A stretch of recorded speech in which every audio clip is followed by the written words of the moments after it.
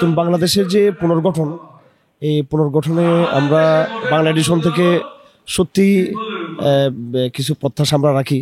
এবং ইতিমধ্যে ইলিয়াস ভাই তার বিভিন্ন ডকুমেন্টারি, তার বিভিন্ন বক্তব্য এবং তার বিভিন্ন পোস্টের মাধ্যমে বাংলাদেশের পক্ষে এবং আধিপত্যবাদের বিরুদ্ধে এবং বাংলাদেশের নতুন বিনির্মাণের জন্য যে নেগেটিভ দাঁড় করিয়েছেন, যে বক্তব্য এবং যে অবস্থান নিয়েছেন, যে স্ট্যান্ড তিনি নিয়েছেন, এটা আমি মনে করি বাংলাদেশের মূলধারার যে সাংবাদিকতা, যারা আসলে বলতে গেলে অনেকটা বিচ্যুত হয়েছেন সঠিক রোড থেকে, ইলিয়াস ভাই এক্ষেত্রে একটা রোল মডেল আমাদের সামনে অ্যাপ্লাই করেছেন। এবং বাংলা এডিশন আমি মনে করি একটা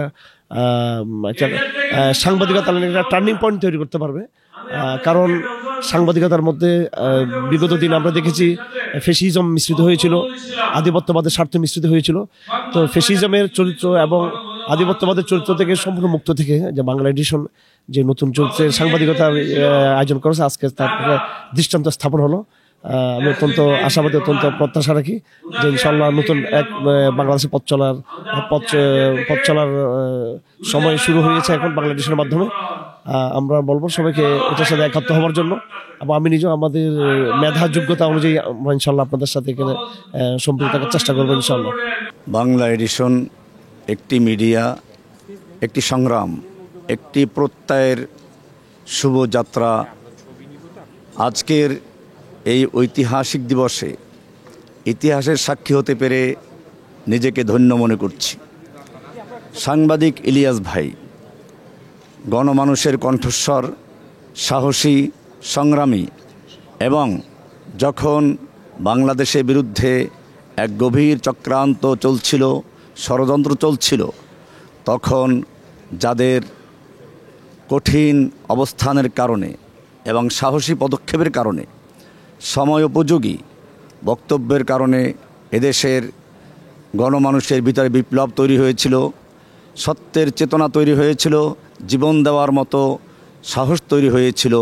যারা বুলেটের সামনে নিজের বুক টান করেছিলেন, যারা এই চেতনা তৈরি করতে পেরেছিলেন, তাদের মধ্যে আমাদের প্রাণপ্রিয় সাংবাদিক ইলিয়াস ভাই অন্যতম।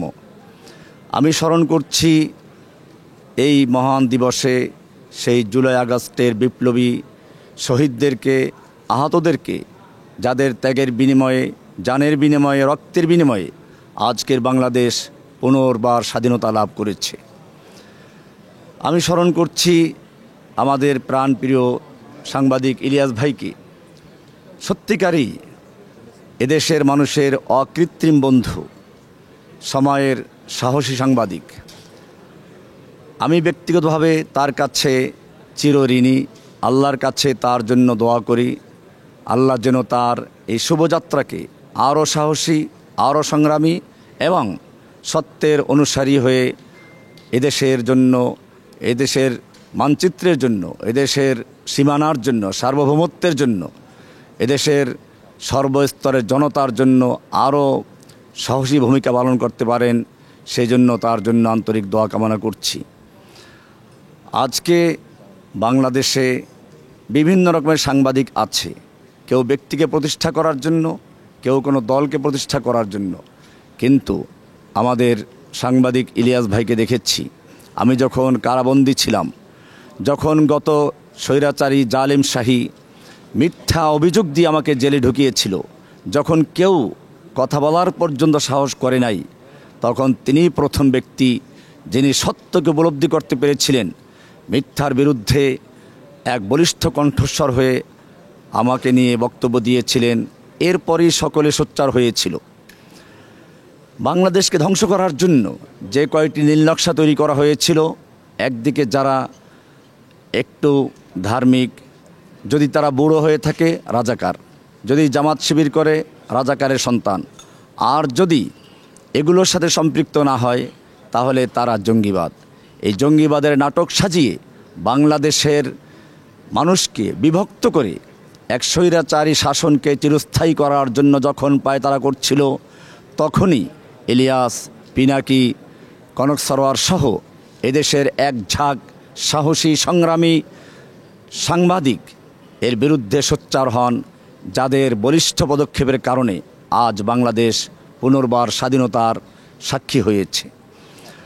আমরা আজকের এই বাংলা এডিশনের শুভযাত্রাকে, শুভ উদ্বোধনকে আমরা দোয়া করব আল্লাহ রাব্বুল আলামিন তার যাত্রাকে যেন সুগম করেন এবং ভবিষ্যতে যেন সত্যের সংগ্রামী হয়ে বাংলাদেশের তৌহিদি জনতা, আপামার জনতা, সর্বোপরি ইলিয়াস ভাই, পিনাকি এরা যেরকমভাবে গণমানুষের অধিকার নিয়ে কথা বলেছেন, বলে যাচ্ছেন এবং চিরকাল যেন এই মিডিয়া তাদের মুখপাত্র হয়ে কাজ করে যেতে পারে, আমরা সে শুভকামনাই করছি।